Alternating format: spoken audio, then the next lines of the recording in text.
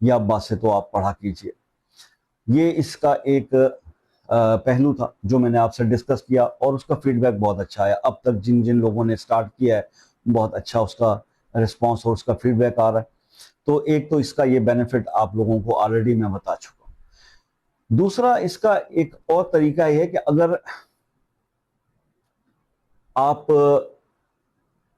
72 Times ہر نماز کے بعد نہیں پڑھ سکتے رزق کے لیے، تو پھر آپ اس کو بعد نماز عشاء 313 بار پڑھ لیں. اول آخر 3 بار درود ابراہیمی کے.